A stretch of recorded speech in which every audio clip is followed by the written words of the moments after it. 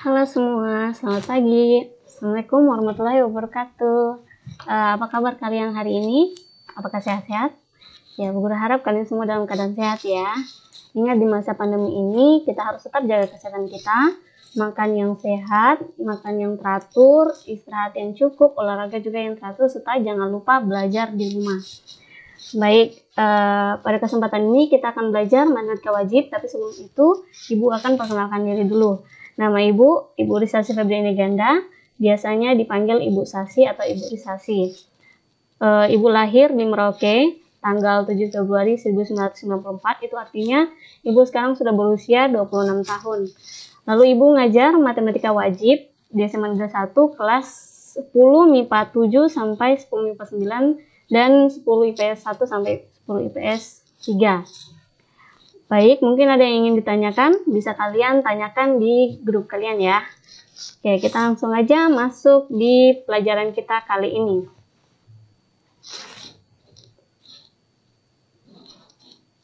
Baik, di semester ini, untuk bab pertama kita akan belajar tentang persamaan dan pertidaksamaan nilai mutlak satu variabel. Nah, Bu Guru mau tahu dulu nih, kalian sudah tahu nggak persamaan dan pertidaksamaan itu seperti apa? Nah, persamaan itu dalam matematika biasanya ditandai dengan adanya tanda sama dengan. Nah, contohnya misal 1 tambah 2 sama dengan 3. Nah, itu merupakan bentuk sama dengan. Persamaan maksudnya. Terus X tambah 3 sama dengan 5. Nah, itu juga termasuk bentuk persamaan.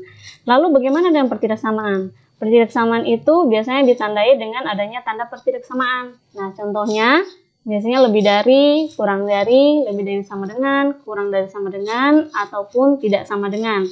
Contoh realnya misalnya 5 tambah 3 kurang dari 10. 5 tambah 3 kurang dari 10. 5 tambah 3 berapa? 8. Apakah 8 kurang dari 10? Nah, benar ya, 8 kurang dari 10. Berarti pertidaksamaan itu yang Bu Guru sebutkan tadi itu pernyataan yang benar. Baik, itu tadi persamaan dan pertidaksamaan. Lalu apa itu nilai mutlak? Bu Guru yakin kalian baru dengar. Nah, di sini Bu Guru akan jelasin apa itu nilai mutlak. Jadi, nilai mutlak dalam matematika itu dilambangkan dengan huruf seperti ini. Nah, seperti ini bentuknya ya, dinotasikan seperti ini. Di mana ini bacanya yaitu nilai mutlak dari X atau nilai mutlak X. Jadi nilai mutlak itu dalam matematika dilambangkan dengan dua garis lurus, ada yang di depan, ada yang di belakang. Konsepnya sama seperti tanda kurung. Tanda kurung kan juga sama ya, ada yang buka, ada yang tutup. Nah, nilai mutlak juga begitu. Jadi tidak hanya satu saja garis lurusnya, tapi ada dua, ada buka dan tutupnya. Nah, nanti yang di dalamnya itu entah itu bilangan atau operasi hitung, itu yang nanti kita sederhanakan. Lalu apa itu sebenarnya definisi dari nilai mutlak? Ya, nilai mutlak X itu didefinisikan sebagai jarak X dari titik 0 pada garis bilangan. Jarak X dari titik 0 pada garis bilangan. Nah, di sini ada kata jarak. Jarak itu apakah bernilai negatif? Maksudnya, adakah jarak yang bernilai negatif? Nah, Bu Guru di sini Bu Guru ilustrasikan dalam sebuah gambar ya. Jadi ceritanya ini rumah Andi nih, ini Andinya. Nah, rumahnya Andi ini letaknya ke kanan, rumahnya Andi ini berjarak 500 meter ke kanan, itu letak sekolahnya. Sementara ada toko buku yang jaraknya yaitu 400 meter di jaraknya 400 meter ke arah kiri itu adalah toko buku yang mungkin Andi punya langganan beli buku gitu ceritanya. Nah, kalau dalam fisika, gaya, kalian tahu gaya ya, gaya dalam fisika, itu kan kalau ke kanan nilainya positif, tetapi kalau ke kiri nilainya negatif. Tapi kalau jarak tidak seperti itu kan, baik ke kanan maupun ke kiri itu tetap nilainya sama-sama yaitu positif. Jadi tidak dikatakan bahwa jarak rumah Andi ke sekolah itu 500 meter sementara jarak rumah Andi ke toko buku itu min 400 meter. Kan tidak ya. Nah, nilainya positif. Jadi dengan kata lain di sini jarak X dari titik 0 pada garis bilangan ini maksudnya adalah mempositifkan bilangan di dalamnya. Jadi Bu Guru pertegas lagi. Misalnya di sini rumahnya Andi di sini Bu Guru letakkan di titik 0. Sementara sekolahnya Andi ini Bu Guru letakkan di titik 5 dan toko buku di titik min 4. Lalu jarak dari toko buku ke rumahnya Andi ini, walaupun di sini kita tuliskan min 4, tetapi kan jarak ke 0-nya tetap dikatakan 4. Karena di sini kita lihat lompatan dari 0 ke min 4 ada berapa? 1, 2, 3, 4. Dan begitu pun sebaliknya, dari rumahnya Andi ke sekolah, ini lompatannya ke 5 itu ada 5, 1, 2, 3, 4, 5. Nah, jadi seperti itu ya, konsep mutlak itu sama dengan konsep jarak. Jadi contoh lain, misalnya di sini Bu Guru sudah buatkan tabel. Di kolom pertama ini nilai X-nya ada 5, 2, 0, negatif 1, negatif 2, dan negatif 5. Lalu kita akan cari nilai mutlaknya, nilai mutlak X. Nah, di sini 5, jika X itu kita definisikan sebagai 5, maka nilai mutlak itu kita bisa tuliskan sebagai jarak 5 dari 0. Berarti nilai mutlak 5, nilainya sama dengan 5. Begitupun dengan 2. Kalau X-nya 2, berarti nilai mutlak 2 itu sama dengan jarak 2 dari 0. Berarti jarak dari 2 dari 0 itu adalah 2. Lalu bagaimana kalau 0?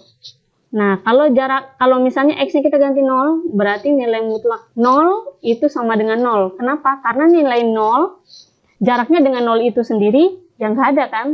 Ya, berarti tetap 0. Lalu di sini min 1, nilai mutlak min 1 itu sama dengan 1. Alasannya apa? Karena jarak min 1 ke 0 itu adalah 1. Begitupun seterusnya, min 2, berarti nilai mutlaknya 2. Min 5, nilai mutlaknya 5. Jadi di sini kesimpulannya, nilai mutlak itu berapapun di dalamnya yang nilainya baik positif, 0 maupun negatif, itu hasilnya akan positif. Jadi contoh misalnya nilai mutlak min 100, jawabannya 100. Nilai mutlak 50, ya 50 gitu. Ya. Nah, jadi kesimpulannya lagi, di sini Guru sudah tuliskan lebih secara matematisnya ya.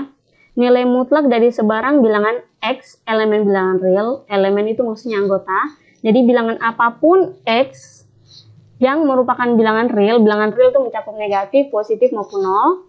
Yang dinotasikan dengan nilai mutlak X didefinisikan sebagai berikut, yaitu nilai mutlak X akan menilai X jika X itu lebih dari sama dengan 0 dan akan bernilai min X jika X itu kurang dari 0 atau negatif.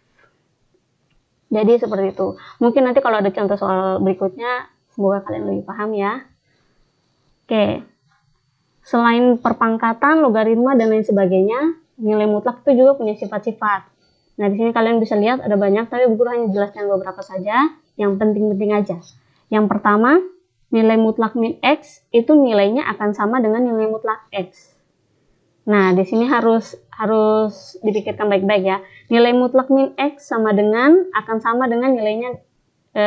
sama nilainya dengan nilai mutlak X. Jadi kalau misal Bu Guru punya nilai X ini, Bu Guru kasih nilai 7 misalnya, angka 7. Bilangan 7. Jika X ini sama dengan 7, berarti kan nilai mutlak min 7, apakah sama dengan nilai mutlak 7? Nilai mutlak min 7 kan 7. Terus nilai mutlak 7 juga 7. Berarti kesimpulannya sama. Berarti pernyataan ini udah benar ya. Dan seterusnya ini kalian bisa coba-coba sendiri dengan menggunakan angka-angka yang kalian mau. Misalnya X-nya kalian ganti 5 atau Y-nya kalian ganti 3. Apakah sama? Kalau sama berarti pernyataannya benar. Contoh misalnya yang di sini ya, yang poin D1. Nilai mutlak X kurang Y sama dengan nilai mutlak Y kurang X. Kalau misalnya Bu Guru ganti X-nya itu 1, Y-nya 2. Berarti kan nilai mutlak 1 kurang 2 sama dengan nilai mutlak 2 kurang 1. 1 kurang 2 sama dengan min 1. Berarti nilai mutlak min 1 sama dengan 1. Berarti yang ini nilainya 1. Lalu yang di sebelahnya gimana? Nilai mutlak 2 kurang 1 berapa? 2 kurang 1 kan 1. Nilai mutlaknya juga 1. Jadi pernyataan ini benar, di mana ruas kiri sama dengan nilainya dengan ruas kanan. Jadi seperti itu. Oke, yang lain kalian bisa coba-coba sendiri angkanya. Lanjut di contoh soal nih. Contoh soal pertama. Di sini ada soal nilai mutlak min 1200 itu berapa? Di sini sudah langsung ada jawabannya ya, bahwa jawaban dari nilai mutlak min 1200 adalah 1200. Seperti yang tadi guru bilang, bilangan negatif atau bilangan positif di dalamnya ini akan tetap nilainya positif. Sekalipun ini negatif ya, tapi kalau dinilai mutlakkan akan jadi positif. Seperti itu. Lanjut nomor 2. Nah, di sini agak lebih ribet. Nilai mutlak min 24 per 36 dikali dengan nilai mutlak min 6 itu hasilnya berapa? Nah, cara sederhananya, ingat konsep tanda kurung itu harus kita selesaikan dulu yang di dalamnya, ya toh? Nah, ini juga sama. Di sini di dalam nilai mutlak pertama, ini kan ada min 24 per 36 ya. Nah, ini harus kita selesaikan dulu. Nah, cara selesaikannya gimana? Kita sederhanakan dia. Jadi bentuk sederhana pecahan kan kalian sudah belajar di SD ya. Di sini min 24 per 36 kalau kita sederhanakan karena sama-sama bilangan genap, kalian bisa bagi dengan 2. Ya toh? Tapi supaya lebih cepat, di sini kita bagi dengan 12. Supaya apa? Supaya lebih sederhana lagi, langsung cepat gitu. Kalau bagi 2 kan nanti 2, 2, 2 dan seterusnya. Nah, ini kan lebih cepat aja. Jadi kita bagi dengan 12. Min 24 bagi 12 kan min 2. Nah, 36 bagi 12 kan 3. Jadi bentuk sederhana dari min 24 per 36 adalah min 2 per 3. Lalu kita kalikan dengan nilai mutlak min 6 seperti yang di soal tadi. Setelah itu, baru kita kalau sudah selesai di dalam nilai mutlaknya, kita selesaikan. Jadi di sini yang pertama min 2 per 3. Min 2 per 3, min bagi plus kan min. Nilai mutlak dari min, tadi buku bilang jadi plus ya. Jadi min 2 per 3, nilai mutlaknya sudah berubah menjadi 2 per 3. Dikali dengan nilai mutlak min 6. Nilai mutlak min 6 adalah 6. Nah, kalau sudah seperti ini, tinggal kita selesaikan dengan menggunakan perhitungan aljabar biasa ya. Jadi 2 per 3 kali 6 itu sama dengan 6 bagi 3 kan 2. Toh? 2 kali 2, 4. Atau bisa juga ada yang kerja kayak gini. 6 kali 2, 12. Baru bagi 3, 4. Jadi hasil dari contoh soal nomor 2 adalah 4. Gitu. Ingat, nanti kalau ada yang mau ditanyakan, silahkan tanyakan di grup. Lanjut di contoh soal nomor 3. Di sini lebih ribet lagi bentuknya. Nilai mutlak 2 kali 4 kurang 10 dikurang dengan nilai mutlak 1 kurang 2 kali 3 dikali dengan nilai mutlak 1 tambah 2. Sama dengan titik. Nah, lihat di sini dalam nilai mutlak sudah ada operasi hitung yang lebih banyak ya. Di sini operasi hitungnya ada kali, ada kurang. Sementara yang di sini kurang ada kali, di sini cuma tambah. Nah, seperti tadi guru bilang, kita kerjakan dulu di dalam nilai mutlaknya itu. Sederhanakan dulu. Kalau sudah, baru kita keluarkan dana mutlak dan kita operasikan dengan yang lain. Jadi kita lihat yang ini. Di sini, ini soalnya bu guru ketik ulang ya. Ini sudah mulai pengerjaannya. Di sini, lihat yang pertama, nilai mutlak pertama, di sini ada operasi kali dan kurang. Kalau dalam operasi hitung campuran, mana yang kita dahulukan? Ya jelas kali dulu ya. Jadi 2 kali 4, di sini bu guru langsung buat tanda kurung supaya kita nggak salah langkah. Jadi kita kurungkan dulu supaya nanti tinggal kita selesaikan. Turunnya itu gampang. Jadi 2 kali 4 kurang 10, nih kurang 10. Lalu yang sebelahnya lagi 1 kurang 2 kali 3. Di sini operasinya kurang dan kali. Pasti kali dulu yang kita dahulukan. Jadi yang dikurung kali dulu. 2 kali 3 gitu, 1 kurangnya kita ngikut dari sini. Lanjut, kali 1 tambah 2. Nah, guru tuliskan kembali. Setelah itu, yang di dalam kurung tadi kita selesaikan. Lihat yang pertama di sini, 2 kali 4 berapa? 8. Kurang 10 dapat dari mana? Dari sini. Lalu kurang, turun. 1 kurang, turun juga 2 kali 3. 2 kali 3 ini hasilnya 6. Lalu kali 1 tambah 2. Nah, kita selesaikan lagi yang di dalam nilai mutlaknya. 8 kurang 10, min 2. 1 kurang 6, min 5. 1 tambah 2, 3. Setelah itu, lepaskan nilai mutlaknya asalkan di dalam jika negatif dipositifkan. Jadi contohnya ini. Min 2, nilai mutlaknya 2. Kurang, turun. Min 5, nilai mutlaknya 5. Kalinya turun. Lalu 3, nilai mutlaknya 3. Nah, setelah itu di sini ada operasi hitung, kurang, dan kali. Mana yang kita dahulukan? Ya jelas yang kali dulu. Jadi 5 kali 3 kita dahulukan, hasilnya 15. 2-nya turun. Tinggal kita hitung 2 kurang 15. Hasilnya adalah min 13. Jadi seperti itu. Jadi soal nilai mutlak itu tidak selamanya nilai akhirnya itu positif ya. Karena apa? Karena di sini hasil dari ini yang sudah kita nilai mutlakkan kita kurangkan lagi gitu. Jadi misalnya di sini 5, terus di sini 10. Kalau 5 kurang 10 berapa? Min 5. Dan min 5 itu negatif. Jadi belum tentu hasil dari soal nilai mutlak itu positif. Yang penting itu sudah di luar nilai mutlak gitu. Hitungannya sudah di luar nilai mutlak, nggak ada nilai mutlaknya lagi. Oke, lanjut ke soal nomor 4. Di soal nomor 4 ini ada soal nilai mutlak 5 kurang 3, kita kali dengan nilai mutlak 4 per min 3, kita tambah dengan nilai mutlak min 2 dipangkatkan 2. Oke, di sini Bu Guru ketikkan ulang soalnya. Nah, ingat tadi Bu Guru bilang kita kerjakan dulu yang di dalam nilai mutlak. Gitu ya. Di dalam nilai mutlak ini dia sudah sederhana belum? Atau sudah diselesaikan belum? Nah, kita lihat yang ini ya, nilai mutlak 5, kita langsung aja 5. Kenapa tidak Bu Guru tuliskan lagi supaya cepat aja. Jadi nilai mutlak 5, 5. Lalu di sini min 3, tulis lagi min 3. 4 per min 3. 4 per min 3 ini kan sebenarnya negatif ya. Karena positif bagian negatif kan negatif.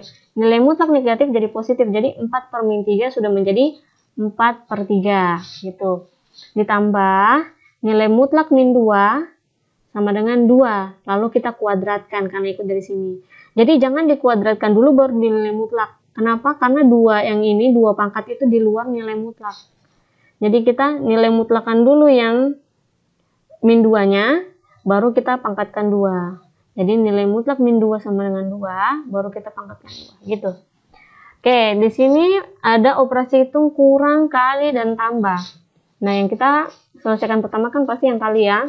Jadi Bu Guru kurungkan.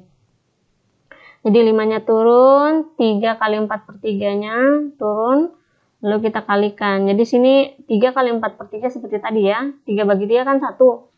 1 kali 4, 4. Nah, lalu kita tuliskan yang lain. Tambah 2 pangkat 2, 5-nya turun 5, kurang 4, tambah 2 pangkat 2. Nah, 2 pangkat 2 itu sama dengan 4.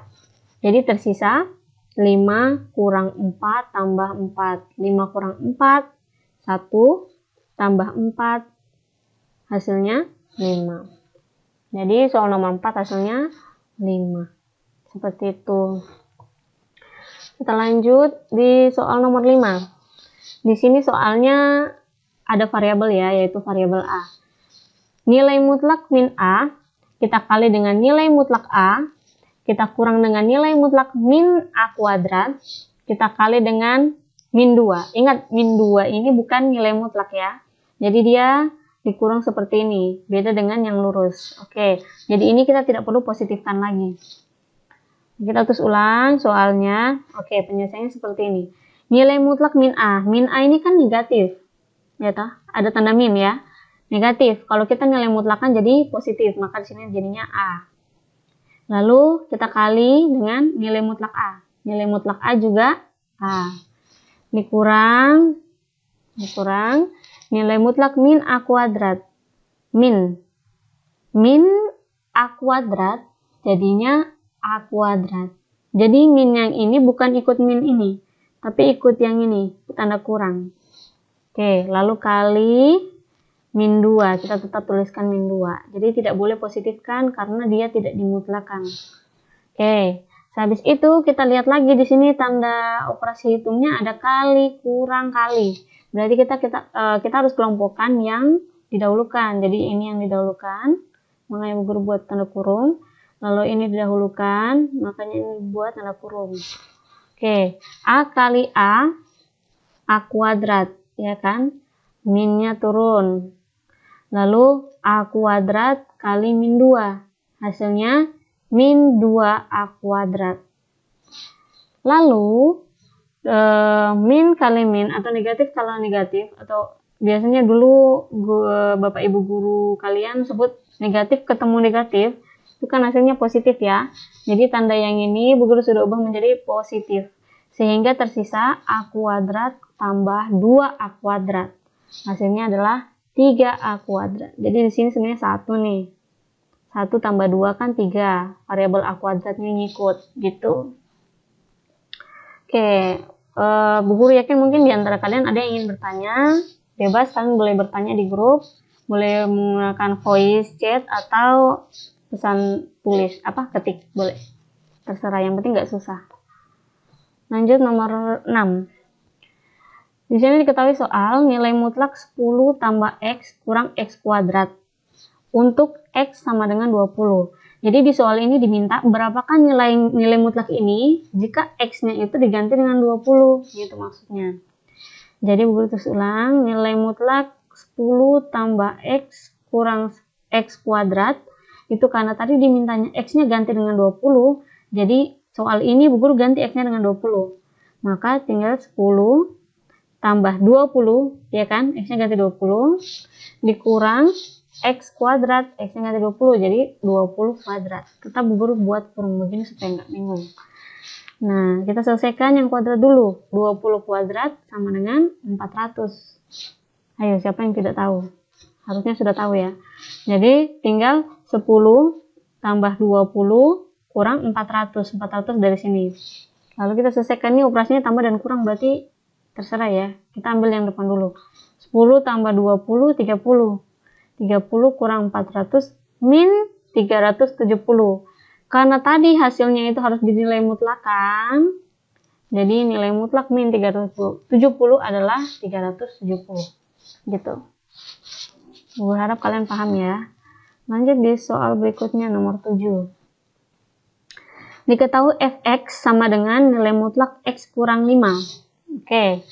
Di sini yang diminta, ini yang diketahui ya, bahwa ada fungsi f yang fungsi f-nya itu yaitu nilai mutlak x kurang 5. Yang ditanya adalah nilai dari f0 ditambah f5 dikurangi f10 dikali f-2. Oke, dulu waktu di kelas 8 kalau tidak salah ya, waktu kalian kelas 8 itu kalian sudah belajar tentang fungsi. Nah, fungsi kan masih ingat ya. Nah, ini kalau yang ditanya f0 itu artinya fungsi fx kita ganti x-nya dengan 0. Gitu. Nanti hasilnya berapa? Begitupun dengan F5. F5 itu artinya fungsi fx, kita ganti x-nya dengan 5. Gitu. F10 juga demikian, dan F-2 juga sama. Jadi kita cari dulu masing-masing F0-nya berapa, F5-nya berapa, F10-nya berapa, dan F-2. Setelah itu, kita masukkan angka 0, 5, 10, dan min 2 ini ke fungsi fx-nya. Jadi karena di sini fungsinya x kurang 5, dan x-nya kita ganti dengan 0, jadi 0 kurang 5. Kalau 5 berarti 5 kurang 5. 10 berarti 10 kurang 5, min 2 berarti min 2 kurang 5. Baru kita selesaikan masing-masing. 0 kurang 5 berapa? Min 5 ya, bukan 5 ya. 0 kurang 5 sama dengan min 5. Nilai mutlak min 5 sama dengan 5. 5 kurang 5 sama dengan 0. Nilai mutlaknya 0. Terus 10 kurang 5, 5 nilai mutlaknya 5. Min 2 kurang 5, min 7, nilai mutlaknya 7. Kalau sudah dapat angka-angka ini, kita masukkan ke sini, ke soalnya. Jadi F0 kita dapat 5, tadi kita tulis 5, ditambah F5. F5 kita tadi dapat 0, berarti sini ganti 0. F10 kita ganti dengan 5 lagi, jadi min 5. F-2 kita ganti dengan 7. Nah, gini. Setelah itu kita operasikan seperti biasa. Ingat di sini ada tambah, kurang, dan kali. Berarti yang kita selesaikan dulu ya adalah yang kali. 5 kali 7 berapa? 35. Baru tinggal kita selesaikan. 5 tambah 0, 5 kurang 35, min 30. Seperti itu. Lanjut yang terakhir. Contoh soal yang terakhir ya. Diketahui fx sama dengan nilai mutlak 2x kurang 1. Dan ada fungsi lainnya yaitu fungsi gx, yaitu nilai mutlak 5 kurang x. Berapakah nilai dari f3 kurang g3? Berarti fungsi f kita gantikan dengan 3 berapa? Lalu fungsi g kita gantikan dengan 3 berapa? dan tinggal kita kurangkan keduanya, gitu maksudnya. Oke, F3 berarti fungsi F ini kita gantikan X-nya, ini ya, X-nya dengan 3. Jadi tersisa 2 kali 3 kurang 1. 3-nya dari sini toh. Paham ya? Jadi 2 kali 3 kurang 1. 2 kali 3, 6. 6 kurang 1, 5. Nilai mutlak 5, 5. Begitupun G3. Tadi fungsinya adalah 5 kurang X. Berarti 5 kurang 3. 5 kurang 3, 2. Nilai mutlaknya 2. Karena kita dapat F3-nya 5 dan G3-nya 2. Jadi tinggal kita kurangkan. Jadi 5 kurang 2 hasilnya 3. Ya, jadi seperti itu penjelasannya. Baik, mungkin seperti itu saja. Apabila ada yang ditanyakan, guru sangat senang sekali ada anak yang bertanya, itu artinya dia berpikir. Artinya guru jelaskan ini dia dengar, lalu dia bingung. Gak apa-apa, manusiawi ya. Oke, jika bingung atau ada yang ingin ditanyakan, bisa tanyakan via grup. Japri boleh. Yang penting jangan telepon. Boleh via pakai voice chat atau diketik, kita boleh. Jadi seperti itu, nanti tugasnya akan menyusul. Setelah ini guru akan tunggu. Jika tidak ada pertanyaan, nanti guru kasih soal ya. Oke, sekian dan terima kasih. Assalamualaikum warahmatullahi wabarakatuh. Selamat pagi.